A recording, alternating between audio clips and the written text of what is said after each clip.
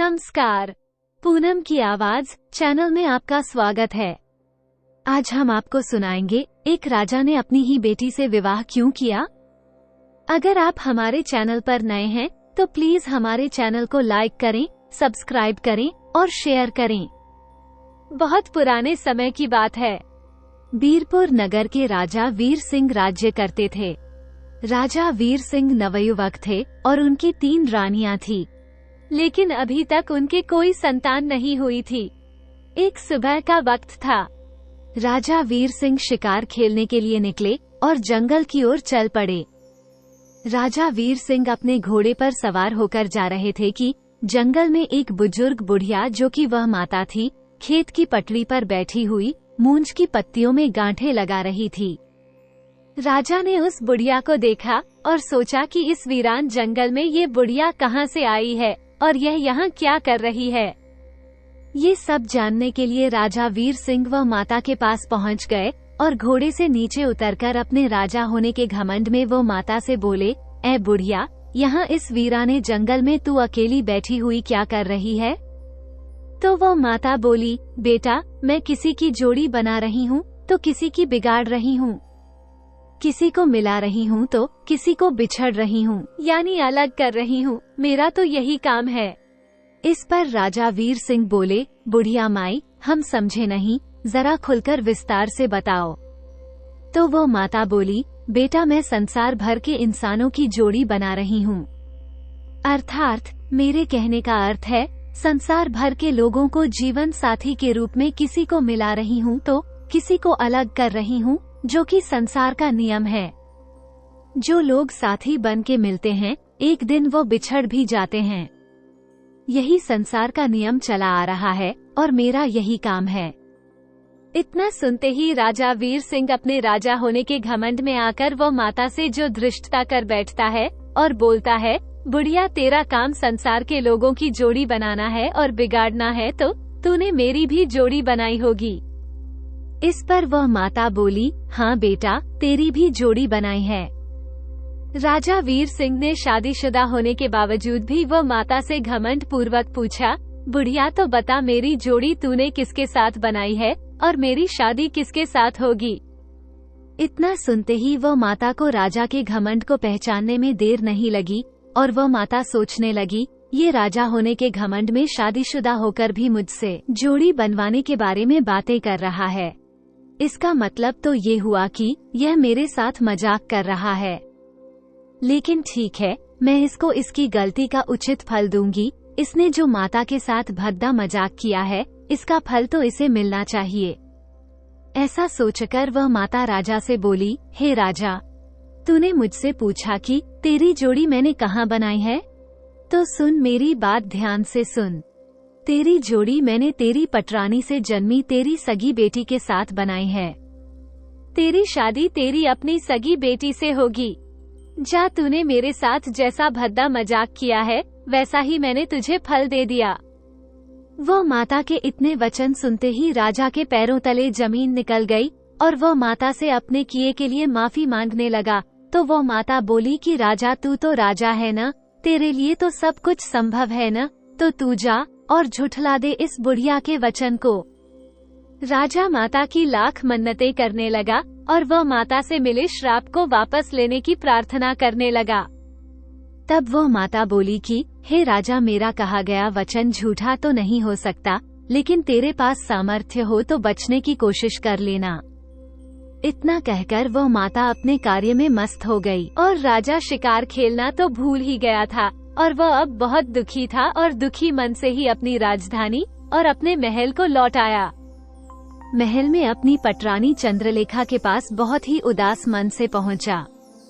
रानी ने अपने राजा को उदास और दुखी देखा तो पटरानी चंद्रलेखा अपने राजा से बोली, महाराज, आज क्या बात है जो आप इतने दुखी लग रहे हो। तो राजा वीर सिंह कहने लगे, हे महारानी, मैं तुझे क्या बताऊं, आज मुझसे अपने घमंड में आकर मैंने एक बहुत बड़ी भूल कर दी। रानी बोली, कैसी भूल कर दी महाराज। इस पर राजा ने अपनी रानी चंद्रलेखा को सारी बातें सुना दी। सारी बातें सुनने के बाद रानी चंद्रलेखा बोली, महाराज, उस अनहोनी के डर से अभी से आप चिंता क्यों करते हो, जिसका कोई आधार ही नहीं है? अरे जब हमारे कोई बेटा बेटी है ही नहीं तो फिर तुम्हारी दुल्हन कैसे बनेगी? मेरी बेटी और आगे भी हम किसी बेटी को जन्म लेने ही नहीं देंगे जिससे तुम्हारी दुल्हन बनने की कोई भी गुंजाइश रहे। राजा वीर सिंह ने अपनी रानी चंद्रलेखा की इतनी बातें सुनी तो राजा के दिमाग में उसकी बातें बैठ गई और वह सोचकर उसने राहत की सांस ली कि रानी ठीक तो कहती है कि जब अब तक हमारे कोई संतान नहीं है तो फिर मेरी बेटी मेरी दुल्हन कैसे बनेगी। और इस तरह राजा अपने दुख को दूर करने के लिए अपने राजकाज में व्यस्त हो गया। समय धीरे धीरे गुजरने लगा और कुछ महीनों के बाद ही उसकी रानी पटरानी चंद्रलेखा को गर्भ ठहर गया। गर्भ ठहरने पर महारानी चंद्रलेखा को अब चिंता सताने लगी और वह अपनी गर्भ अवस्था पर अपनी नजर बनानी शुरू कर दी। धीरे धीरे रानी के प्रसव का समय नजदीक आने लगा तो रानी ने अपनी एक सबसे विश्वसनीय पात्र बांधी थी, उसको 24 घंटे अपनी देखरेख के लिए तैनात कर दिया। जब प्रसव का समय आया तो रानी चंद्रलेखा ने रात्रि के 12 बजे के आसपास एक बहुत ही सुंदर कन्या को जन्म दिया। कन्या का जन्म होते ही रानी चंद्रलेखा के होश उड़ गए कि उसको तो कन्या पैदा हो गई है, और अपने पति राजा वीर सिंह की कही हुई बातों का आधार बनता देखकर रानी दुखी हो उठी और किसी अनहोनी से टकराने का व्यर्थ ही प्रयास करने लगी। कन्या का जन्म होते ही रानी ने अपनी बांदी को आदेश दिया कि बांदी, इस कन्या को ले जाकर इसके प्राण ले लो और इस कलंक को मिटा दो, क्योंकि मेरे पति के लिए यह आगे मुसीबत साबित हो सकती है। इससे पहले कि यह मेरे पति के लिए कलंक बने, इसके प्राण ले लो। रानी की इतनी बात सुनते ही बांदी ने कन्या को उठाया और एक हाथ में फावड़ा ले लिया और जंगल की ओर महल से निकलकर चल दी। महल से निकलते ही परजा बस्ती में पहुंची। परजा बस्ती से निकलकर जंगल की ओर जा रही थी कि तभी बस्ती के पड़ोस में सूखे गोबर के घूरे पड़े हुए थे। बांदी ने सोचा, बच्चे को लेकर अगर जंगल की ओर जाऊंगी तो किसी ने देख लिया तो कोई बखेड़ा खड़ा हो जाएगा। इसलिए उसने सोच लिया कि जंगल की ओर जाने और किसी के देख लेने से तो अच्छा है कि इस घूरे में ही इस लड़की को दफना दो, और उसने यही उचित समझा और बांदी ने फावड़े से खोदना शुरू कर दिया और कन्या के लिए दफनाने के लिए जितने में कन्या दफना जाए उतना खड्डा खोद दिया और उसके बाद कन्या को घूरे में दफन कर दिया और महल वापस लौट आई। महल पहुंचकर बांदी ने रानी को कन्या के बारे में सब कुछ ठीक ठाक बता दिया। रानी यह सोचकर निश्चिंत हो गई कि कन्या घूरे में दफन हो गई है और घूरे में दफन होने के कारण उसका दम घुट जाएगा और वो मर जाएगी।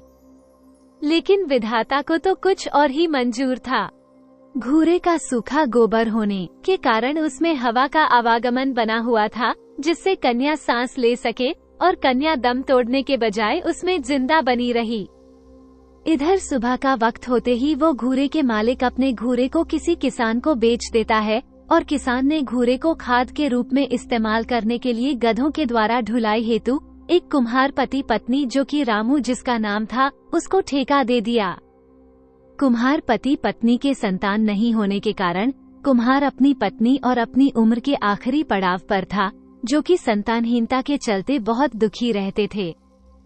किसान के द्वारा काम मिल जाने पर कुम्हार कुछ गधे लेकर अपनी पत्नी के साथ घूरे को किसान के खेतों में डालने चल दिया और घूरे को खोदते खोदते जैसे ही कुम्हार पति पत्नी दोनों ने फावड़ा कन्या के करीब चलाया तो कन्या ने रो दिया।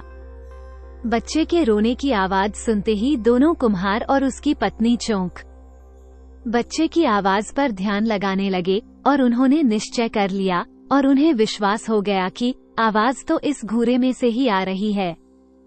तो उसने फावड़े को साइड में रखा और अपने हाथों से घूरे को खोदना शुरू कर दिया और आखिरकार बच्चे तक वे पहुंच ही गए और बच्ची को सही सलामत बाहर निकाल लिया। कन्या को बाहर निकालते ही जो कुम्हार की पत्नी थी, उसने कन्या को झट से अपनी गोद में ले लिया और अपनी छाती से लगा लिया। कन्या को छाती से लगाते ही रामू की जो पत्नी थी यानी कुम्हारी थी, उसकी छाती में दूध उतर आया। कन्या को दूध पिलाने लगी। ईश्वर का ये चमत्कार और संतानहीनता के चलते ईश्वर का उसे उपहार समझकर दोनों पति पत्नी उस कन्या को अपने घर ले आए और अपनी बेटी के रूप में स्वीकार करके उसका बड़े प्रेम से पालन पोषण करने लगे।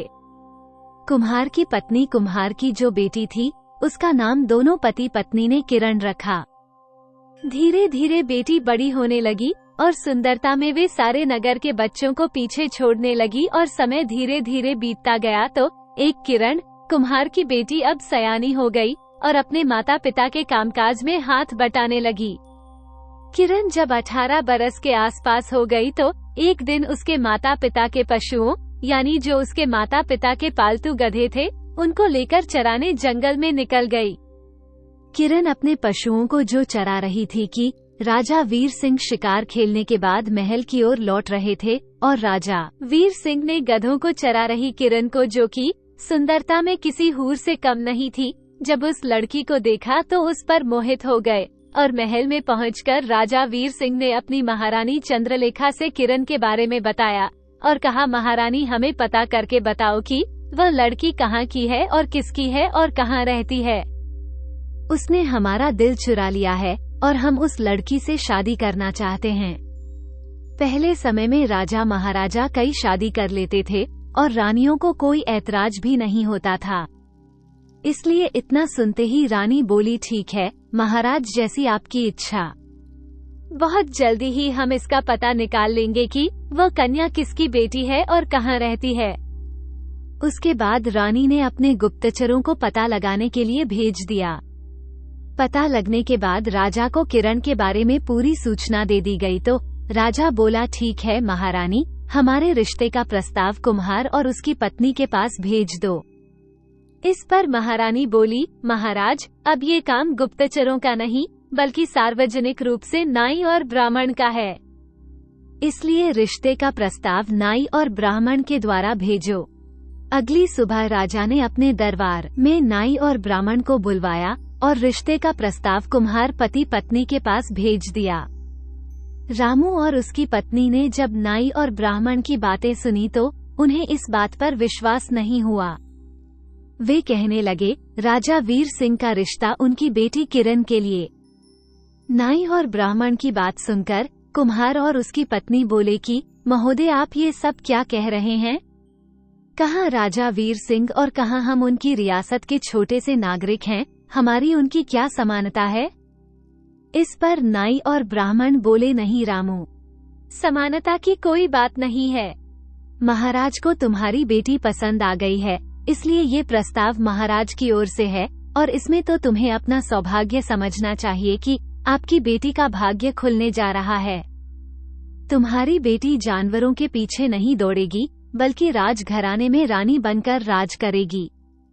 रामू और रामू की पत्नी अपनी बेटी के सुखद भविष्य को देखते हुए रिश्ते के लिए मंजूरी दे देते हैं और शादी की तैयारियां जोर शोर से शुरू हो जाती हैं। कुछ दिनों बाद ही शादी हो जाती है। शादी होने के बाद राजा वीर सिंह किरण को दुल्हन के रूप में ब्याह कर लाते हैं और उनकी महारानी चंद्रलेखा किरण और राजा का भव्य स्वागत करती हैं और अपने पति राजा वीर सिंह की सुहागरात की तैयारियां करती हैं। शाम का समय था। महल के पड़ोस में एक बकरा और बकरी बंधे हुए थे। दोनों आपस में बातें कर रहे थे और जो रानी चंद्रलेखा थी वह उनकी बातें बड़े गौर से सुन रही थी। बकरा बकरी से बोला, बकरी, कैसा अनर्थ होने को जा रहा है? बकरी बोली, कैसा अनर्थ? तो बकरा कहने लगा, बकरी, ऐसा अनर्थ जो पहले कभी नहीं हुआ था। एक बाप अपनी ही सगी बेटी को दुल्हन बनाकर लाया है। इस पर बकरी बोली, यदि आप सच बोल रहे हैं तो इस कहानी को मुझे पूरी सुनाइए। तो बकरे ने राजा की पूरी दास्तान बकरी को सुना दी, जिसे महारानी चंद्रलेखा बड़े ध्यान से सुन रही थी और उसने बकरा बकरी की दास्तान को सुनना जारी रखा। बकरी ने पूरी दास्तान सुनने के बाद भगवान से प्रार्थना की, हे भगवान, ऐसा अनर्थ देखकर सुनकर भी अगर हम जिंदा हैं तो हे भगवान, हम आपसे प्रार्थना करते हैं कि आज के बाद आप हमारी बोलने की और सोचने की शक्ति हमसे वापस ले लो, जिससे हम किसी भी अपराध को न तो सोच पाएंगे और न ही बोल पाएंगे, जिससे हमें जीने में आसानी होगी।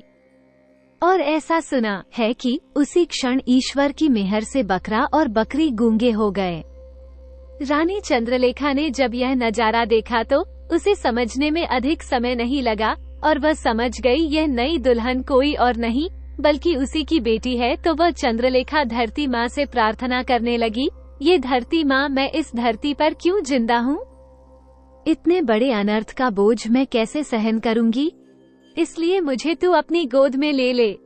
माँ रानी का ऐसा करुण विलाप देखकर धरती माँ ने अपना सीना चीर लिया और रानी धरती माँ की गोद में बैठ गई। महल के बाकी लोगों ने जब यह नजारा देखा तो वे तुरंत दौड़े दौड़े राजा के पास गए और राजा को सूचना दी। सूचना पाते ही राजा रानी के पास दौड़ पड़े और अपनी रानी को धरती में समाते हुए देखा तो रानी से बोले, रानी यह सब क्या है और मुझे छोड़कर तुम कहाँ जा रही हो? तो रानी बोली, महाराज, जो अपराध हमसे हुआ है, जो अनर्थ हमसे हुआ है, उसका तो एक यही प्रायश्चित है।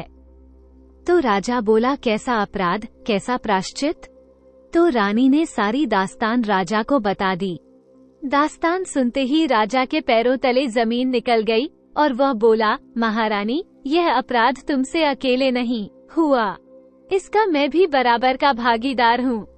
इसलिए हे धरती माँ, अगर धरती माँ की गोद में तो अकेले नहीं बैठ सकती।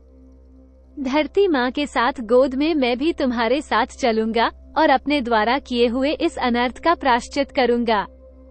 इतना बोलते ही राजा ने मंत्री से एक पत्र मांगा और फिर जिस पर उसने अपनी पूरी दास्तान को वसीयत के तौर पर लिखा और लिखा कि हमारे बाद हमारे राज्य को अब अपने पालक माता पिता के साथ हमारी बेटी किरण ही संभालेगी। पत्र में इतना लिखकर मंत्री को दे दिया और राजा वीर सिंह और रानी चंद्रलेखा धरती में समा गए। दोस्तों, अगर आपको हमारी कहानी पसंद आई हो तो प्लीज हमारे चैनल को लाइक करें, सब्सक्राइब करें और शेयर करें।